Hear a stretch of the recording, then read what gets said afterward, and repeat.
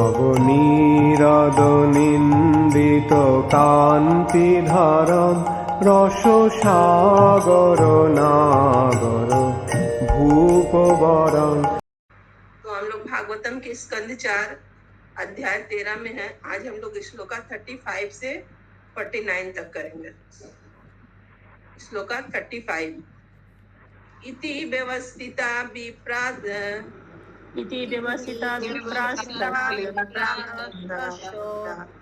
तस्य राज्ञ प्रजातये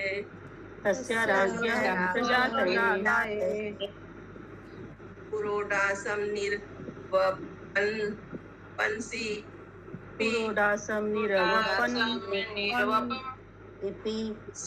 सिपिविष्टाय विष्णवे।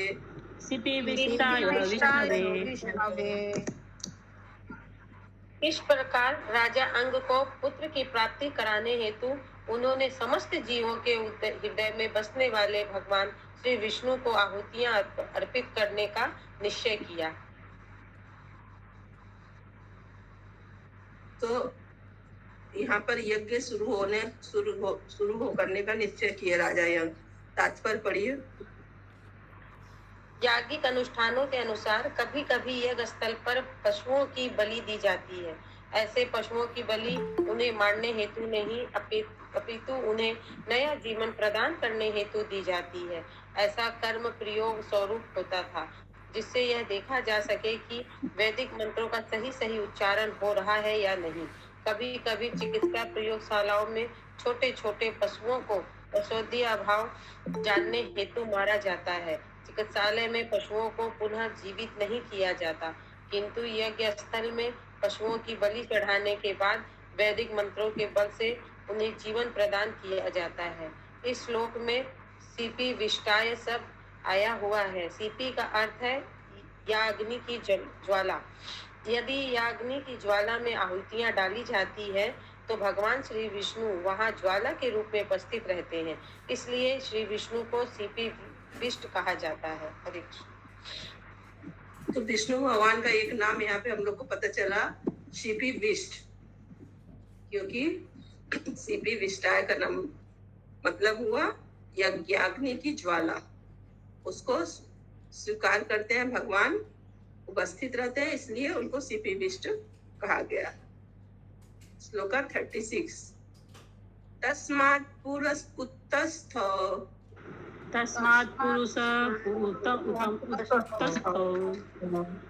हेममाल्यम् अलाम्बर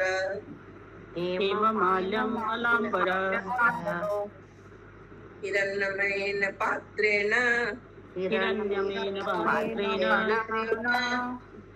सिद्धम् आदाय पायसम्।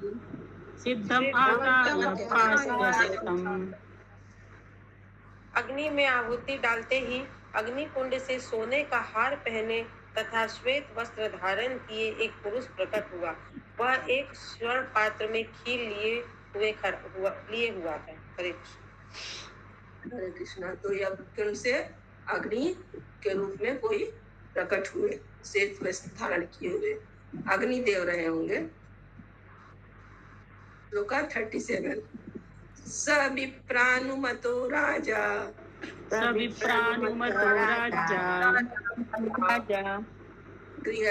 गृहीत्वा अंजलिना ओदनम्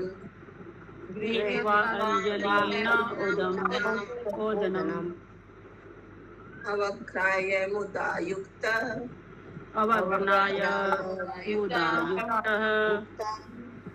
प्रादात् पत्न्या उदारधि।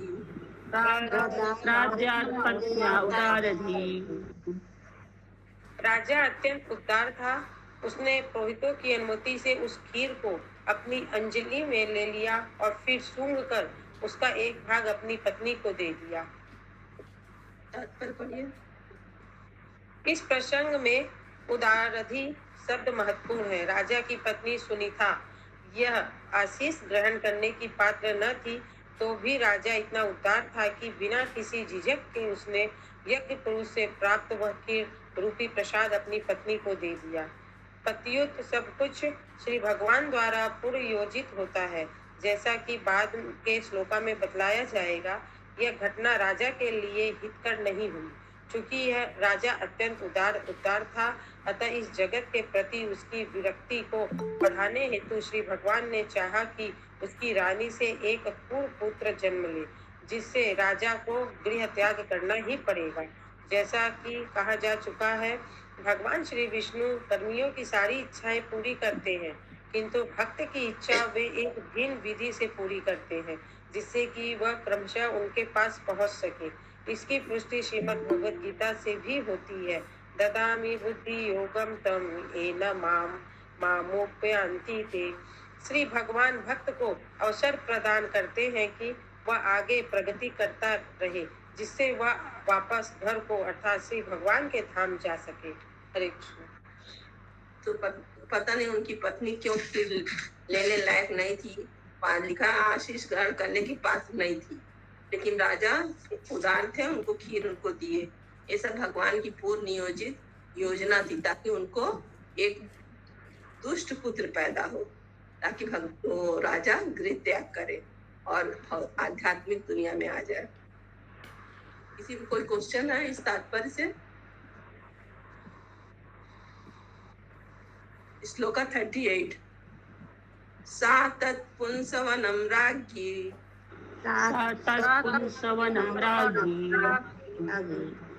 प्राश्य वैपत्युराधते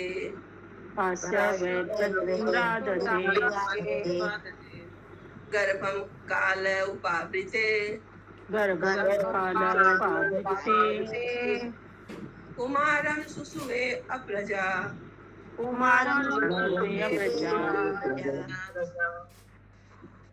यद्यपि रानी को कोई पुत्र न था, किंतु पुत्र उत्पन्न करने की शक्ति वाली उस खीर के खाने से वह अपने पति के सहवास से गर्भवती हो गई और यथा समय उसने एक पुत्र को जन्म दिया। आगे बढ़िए तात्पर्य। 10 प्रकार की शुद्धि विधियों में पुंसवन भी एक है, जिसमें कुछ प्रसाद अथवा भगवान श्री विष्णु को तत्त भोग के उचिष्ट को पत्नी को दिया जाता है, जिससे पति के द्वारा समागम के पश्चात वह गर्भ धारण कर सके। हरे कृष्ण। 10 प्रकार की गर्भा संस्कार होता है विधि, तो उसमें एक विधि है पुंसवन। उसमें विष्णु का प्रसाद दिया जाता है ताकि वो पत्नी गर्भवती हो पाए। यही यहाँ पर लिखा हुआ तात्पर्य। श्लोका 39। सबाल एव पुरुषो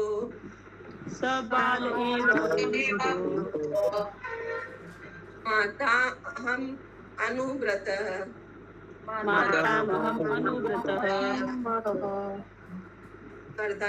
अर्धम मासो उद्भवं ऋतुम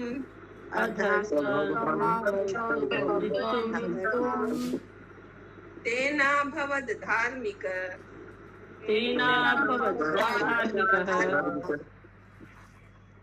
वह बालक असत्य अधर्म के वंश में उत्पन्न था, उसका नाना साक्षात मृत्यु था और वह बालक उसका अनुगामी बना और अत्यंत अधार्मिक व्यक्ति बन गया। तो उसके नाना जो थे वो धार्मिक नहीं थे, इसीलिए उसकी माँ भी धार्मिक नहीं थी, तो अधर्म के वंश से उत्पन्न हुआ वो। तो उसके नाना साक्षात मृत्यु थे, बालक भी उसी का अनुगमन किया और अधार्मिक व्यक्ति बन गया। आगे आगे पढ़िए, तात्पर्य पता चल जाएगा।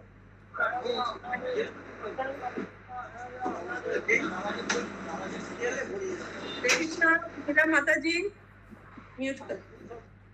बालक की माता सुनीता साक्षात मृत्यु की पुत्री थी। सामान्यतः पुत्री को पिता के गुण प्राप्त होते हैं और पुत्र को माता के, और यह सर्व सिद्ध है कि समान वस्तुएं गुण धर्म से में भी समान होती है। अतः राजा अंग का पुत्र अपने नाना का अनुगामी हुआ।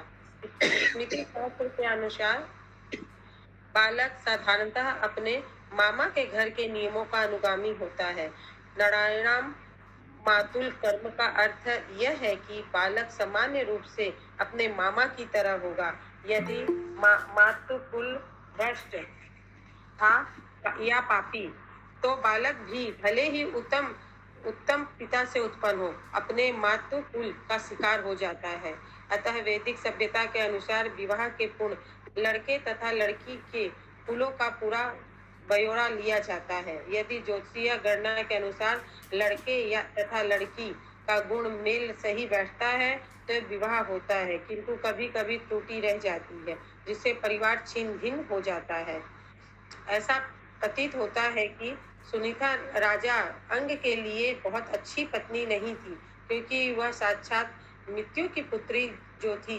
कभी कभी पूर्ण पुरुषोत्तम भगवान अपने भक्त को अभागी पत्नी दिलाते हैं, जिससे पारिवारिक परिस्थितियों के कारण वो अपनी पत्नी तथा परिवार से उठकर उनसे विरक्त हो ले और धीरे धीरे भक्ति की ओर उन्मुख हो सके।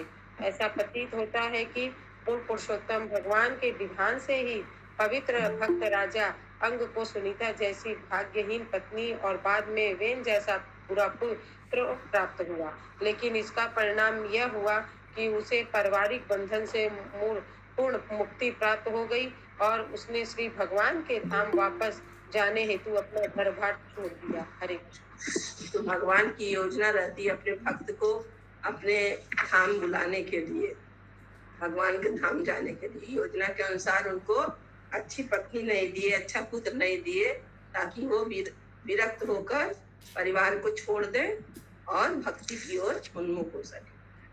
इसी में कोई क्वेश्चन है तात्पर्य से? श्लोका 40।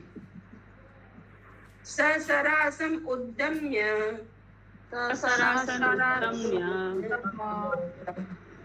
मृगयुवन गोचर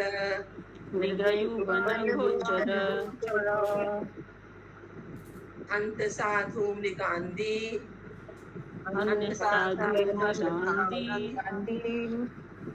दीनान्वेनो सावित्य रौंजन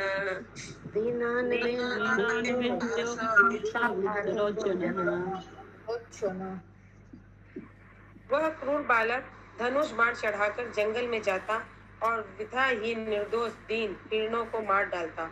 जो ही वह आता कि सभी लोग चिल्ला उठते, वह आया पूर्णवेन, वह आया पूर्णवेन।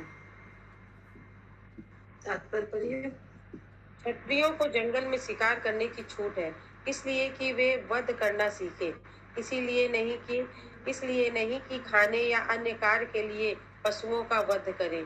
क्षत्रिय राजाओं को कभी कभी अपने राज्य के अपराधी की गर्दन काट लेनी होती थी, इसलिए क्षत्रियों को जंगल में शिकार खेलने की अनुमति थी। क्योंकि अंग का पुत्र वेन बुरी माता से उत्पन्न था, अतः वह अत्यंत क्रूर था। वह जंगल जाकर वृथा ही पशुओं को मारता रहता। उसकी उपस्थिति से पड़ोस के निवासी भयभीत रहते और उसे देखकर पुकार उठते, वैन आया, वैन आया। इस प्रकार वह अपने जीवन के प्रारंभ से ही प्रजा के लिए भयावह था। हरे कृष्ण। जंगल में जाके सबको मारता था, उसके नाम से ही सब घबराने लगे थे। श्लोका 41।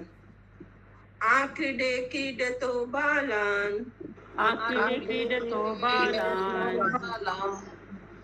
वयस्यान्ति दारुण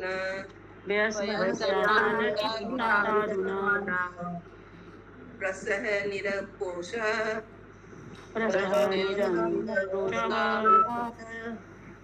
पशुमारम अमारयत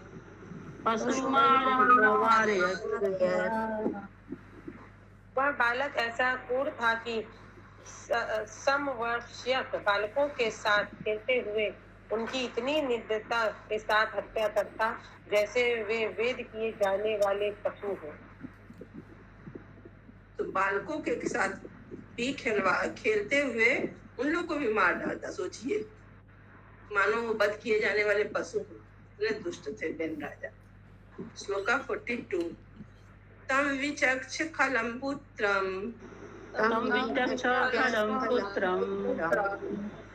शासने विविध नृप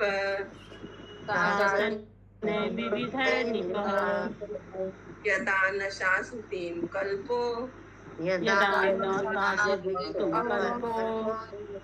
द्विषम आसीत सुदुर्मना।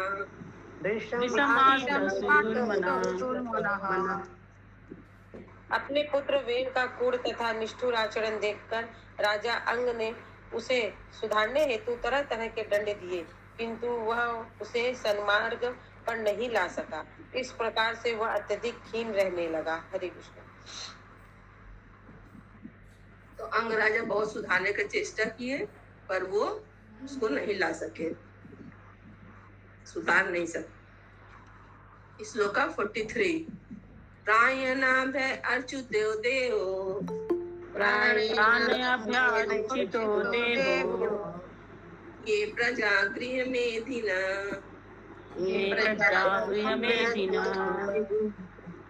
कदपद्भृतं दुःखं कदपत्यवृतं दुःखम् येन विन्दति दुर्भमम् येन विन्दति दुर्भरम्। राजा ने मन में सोचा कि पुत्रहीन व्यक्ति निश्चय ही भाग्यशाली है। उन्होंने अवश्य ही पूर्व जन्मों में भी श्री भगवान की पूजा की होगी, जिससे उन्हें किसी कुपुत्र द्वारा दिया गया असहाय दुख नहीं उठाना पड़े। राजा आप सोचने लगे कि हम अच्छा होता कि हम पुत्रहीन ही थे, तो हमको दुख नहीं उठाना पड़ा एक ही पुत्र द्वारा। श्लोका 44। अतः पापी यसी कीर्ति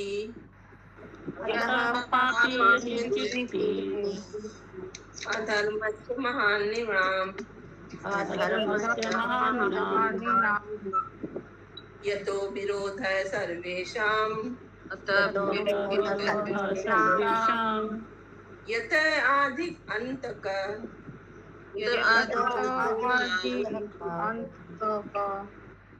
पापी पुत्र के कारण मनुष्य का यश मिट्टी में मिल जाता है। उसके अधार्मिक कृत्यों से घर में अधर्म और सबसे झगड़ा फैलता है, जिससे केवल अंतहीन तनाव ही उत्पन्न होता है।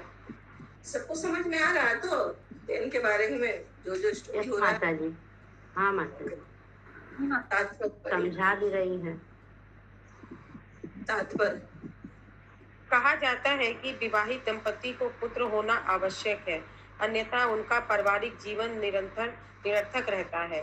किंतु उत्तम गुणों से रहित पुत्र अंधी आंख के समान होता है। अंधी आंख कोई काम नहीं आती, इससे केवल असहाय वेदना होती है। अतः ऐसे कुपुत्र को पाकर राजा अपने आप को अत्यंत अभागा समझने लगा। हरे कृष्ण। बड़ी माता जी, आवाज कट गया था आपका। अच्छा, कहा जाता है कि विवाहित दंपति को पुत्र होना आवश्यक है, अन्यथा उनका पारिवारिक जीवन निरर्थक रहता है। किंतु उत्तम गुणों से रहित पुत्र समान होता है। अंधी आंख कोई काम नहीं आती, इससे केवल असहाय वेदना होती है। अतः ऐसे कुपुत्र को पाकर राजा अपने आप को अत्यंत अभागा समझने लगा। हरे कृष्ण। कुपुत्र की तुलना किससे की गई है? अंधी आंख से की गई है। ये अंधी आंख रहेगा तो बेकार है, खाली कष्ट देगा, दिखाई तो देगा नहीं। तो इस तरह कुपुत्र रहने से भी राजा अपने आप को अभागा समझने लगा। श्लोका 45। कष्टम प्रजापदेशम वै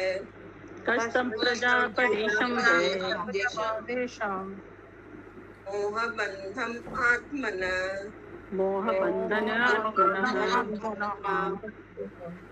पंडितो बहुमन्येत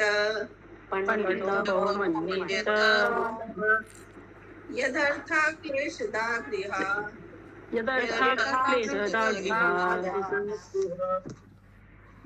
ऐसा कौन समझदार और बुद्धिमान है जो ऐसा निकम्मा पुत्र चाहेगा?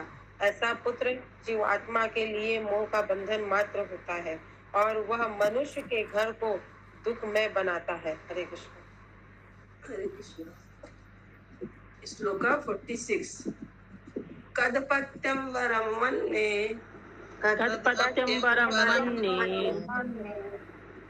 सत्पत्याछुछाम पदात्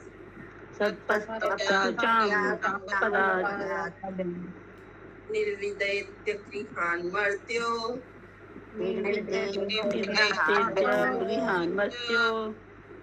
यत् क्लेशनिहमा गृहा।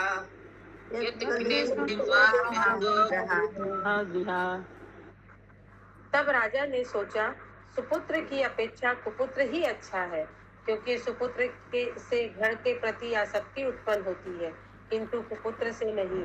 कुपुत्र घर को नर्क बना देता है, जिससे बुद्धिमान मनुष्य सरलता से अपने आप को अनासक्त कर लेता है।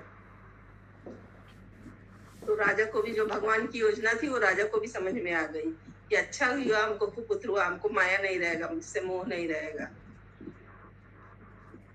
तात्पर्य पढ़िए। राजा ने अपने भौतिक घर के प्रति लगाव और विरक्ति के संदर्भ में सोचने लगा। प्रहलाद महाराज के अनुसार भौतिक घर अंधकूप के तुल्य है। यदि मनुष्य अंधे कुएं में गिर जाता है तो उसके लिए बाहर निकल पाना और जीवित रहना कठिन हो जाता है। अतः प्रहलाद महाराज की सलाह की है कि जितनी जल्दी हो सके मनुष्य इस घरेलू जीवन रूपी अंधकूप को त्याग कर जंगल में जाकर पुरुषोत्तम भगवान की शरण ग्रहण कर ले। वैदिक सभ्यता के अनुसार वानप्रस्थ तथा संन्यास में गृहत्याग अनिवार्य है, किंतु लोग गृह के प्रति इतने आसक्त रहते हैं कि वे अंत समय तक भी गृहस्थ जीवन को नहीं छोड़ना चाहते। अतः राजा अंग ने विरक्ति को ध्यान में रखते हुए कुपुत्र को गृहस्थ जीवन से विरक्ति के लिए प्रेरणापद मान लिया। इस प्रकार वह कुपुत्र को अपना मित्र मानने लगा, क्योंकि वह घर से विरक्ति में राजा का सहायक हो रहा था। अतः प्रत्येक मनुष्य को सीखना पड़ता है कि गृहस्थ जीवन से कैसे विरक्त हुआ जाए। अतः यदि कुपुत्र अपने बुरे आचरण के द्वारा गृहस्थ के गृह त्याग में सहायक बनता है तो यह वरदान है। हरे कृष्ण। हरे। तो राजा को अच्छी तरह से समझ में आ गया कि उसके लिए वो कुपुत्र वरदान हो गया। आगे राधा माता जी बहुत सोच में पड़ गए हैं, क्या बात है, कुछ प्रॉब्लम है, कोई क्वेश्चन है? सब लोगों को सुंदर मुख दीक्षित। श्लोका 47। एवं सनिर्मन्मना निपो गिहान एवं सनिर्मन्मनादीपो विहान निशीत उत्थाय महोदयोदयात् निशीथ उत्थाय महोदयोदयात् अलब्ध निद्रो अनुपलक्षितो निभिः अलब्धनिद्रो अनुपलक्षितो निभिः हित्वा गतो वेन सुवं प्रसुस्ताम् हित्वा गतो वेन सुवं प्रसुप्ताम्। इस प्रकार से सोचते हुए राजा अंग को रात भर नींद नहीं आई। वे गृहस्थ जीवन से पूर्णतः विरक्त हो गया। अतः एक बार अर्धरात्रि में वह अपने बिस्तर से उठा और वेन की माता अपनी पत्नी को गहरी निद्रा में सोते हुए छोड़कर चला गया। उसने अपने महान ऐश्वर्य में राज्य का मोह त्याग दिया और किसी को दिखे बिना चुपके से अपना घर तथा ऐश्वर्य त्याग कर जंगल की ओर चला गया। इस श्लोक में आया हुआ महोदयोदयात् शब्द सूचित करता है कि महान पुरुषों के आशीर्वाद से मनुष्य भौतिक ऐश्वर्य प्राप्त कर सकता है, किंतु जब वह भौतिक संपत्ति के प्रति अपनी आसक्ति को छोड़ देता है तो इसे महापुरुषों का और भी बड़ा आशीर्वाद मानना चाहिए। राजा के लिए अपना ऐश्वर्य में राज्य तथा तरुणी आज्ञाकारिणी पत्नी को त्याग पाना आसान नहीं था, किंतु उसे पूर्ण पुरुषोत्तम भगवान की कृपा ही कहेंगे कि वह आसक्ति से रहित होकर बिना किसी के देखे जंगल को चला गया। ऐसे अनेक उदाहरण मिलते हैं जब महापुरुष अर्धरात्रि में अपनी पत्नी तथा धन त्याग कर घर छोड़ देते हैं। और कोई एग्जाम्पल है आप लोग के पास जो रात में पत्नी को छोड़ के चले गए गृह तो क्या त्याग करके?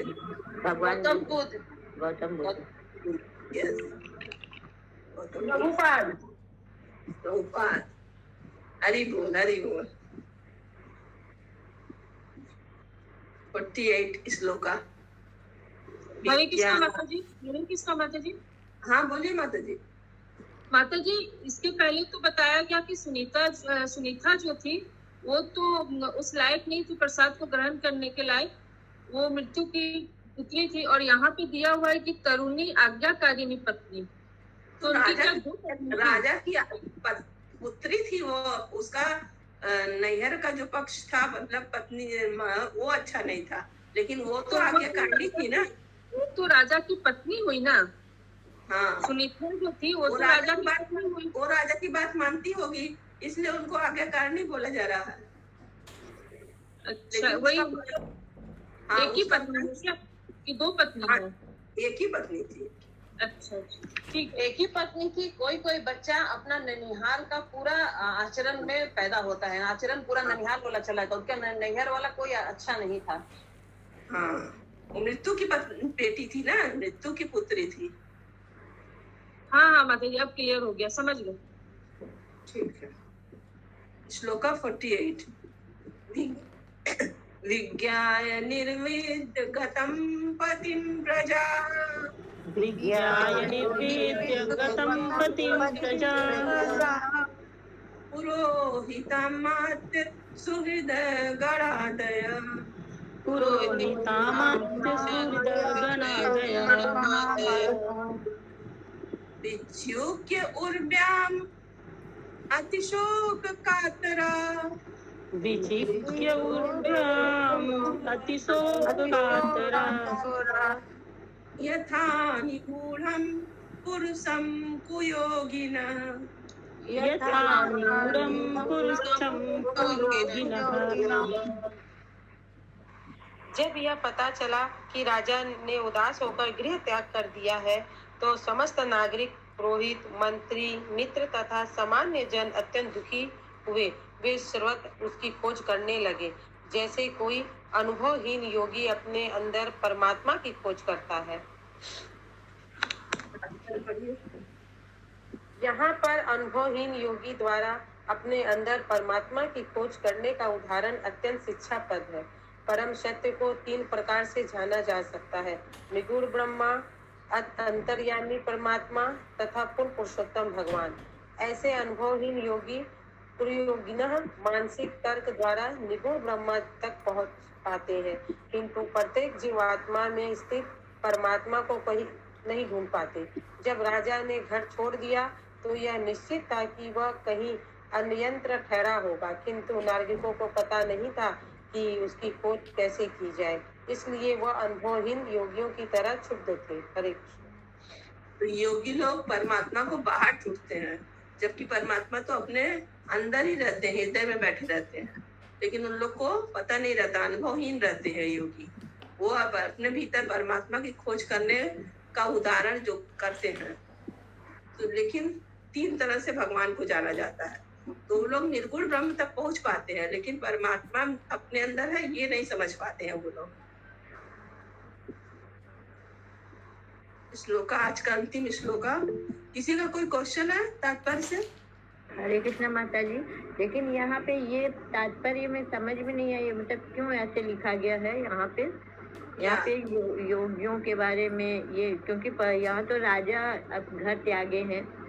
तो उसका एग्जाम्पल दिया जा रहा है ना कि किस तरह उसको खोज करने लगे, राजा का खोज किस तरह करने लगे, क्योंकि राजा छोड़ के चला गया। लेकिन अनुभवहीन योगी किनको कहा गया है? राजा के सैनिक जो? हाँ, अनुभवहीन योगी, उन लोग को पता तो नहीं था ना कि राजा कहाँ है, तो इसलिए वो लोग खोजने लगे अनुभवहीन योगी की तरह। ठीक है।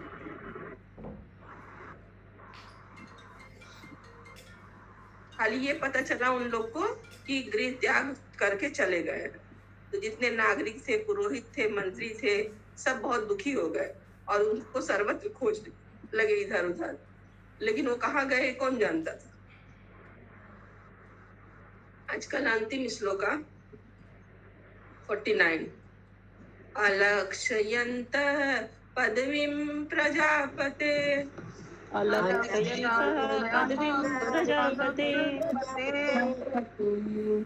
अतोद्यमा मृत्यु उपसृज्यते पुरीम्, अतोद्यमा प्रत्युपसृज्यते पुरीम्, ऋषीन् समेतान् अभिवन्दशाश्रमो, ऋषीन् समेतान् अभिवन्दशाश्रमो, न वेदयन् पौरो भर्तृविप्लवम्,